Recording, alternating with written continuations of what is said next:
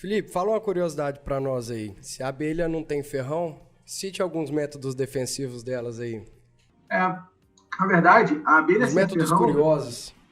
ela teve ela teve o ferrão atrofiado durante o momento da evolução. Lá nos primórdios, elas tinham ferrão, mas esse ferrão foi caindo em desuso e ele foi atrofiado pela escolha dela em moradias que já as protegem. Então, o ferrão ele não serve basicamente contra outros insetos. Os únicos predadores, de fato, que ameaçavam as abelhas sem ferrão eram outros insetos. Então, elas não usavam tanto o ferrão. O ferrão é para proteger, geralmente, de mamíferos, de animais que atacariam elas se elas ficassem com enxame fora das estruturas que elas escolheram para morar. Geralmente, você vai ver uma abelha sem ferrão morando dentro de árvore, dentro de moeirão de cerca, tijolos, postes, locais que já protegem ela. Locais que já vão proteger ela de grandes mamíferos. Quem é o predador da abelha sem ferrão? É o tatu, se ela bobear, é o macaco.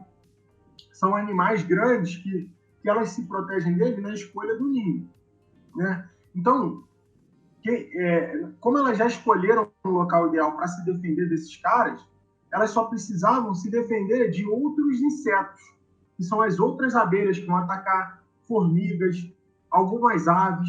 Então, assim, como ela se defende? Geralmente, a abelha sem ferrão ela vai se defender de duas formas. É lógico, a gente tem uma abelha, que eu vou falar por último, muito interessante, mas geralmente elas vão se defender com as mandíbulas, mordendo igual formiga, ou revoando e mordendo, ou somente blefando, vindo aquela nuvem de abelha revoando o seu rosto, e aí vão tentar te afugentar, enrolar no cabelo, entrar no ouvido, morder a pálpebra, morder o canto do lábio, e parece que elas escolhem, mas elas vão na mira. Sabe onde vai, né? Só que a gente tem uma abelha chamada Oxycotrigona tataira. Ela tem um nome vulgar, não sei se vocês já ouviram falar aí, que na região de vocês tem. Ela é chamada de caga-fogo. Ela libera ácido fórmico e ela chega a causar queimadura de levantar bolha da pele.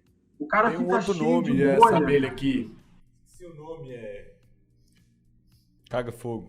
Não, tem um outro nome que nós ficou com medo dela uma vez. Não, você não tava eu e o Fips, nós saímos correndo dela com medo de... Ela é linda, ela é laranja, ela é laranja e preta. Ela tem a cabecinha laranjinha e o corpinho preto, piscadinho. Depois você lembra aí, manda mensagem, Felipe.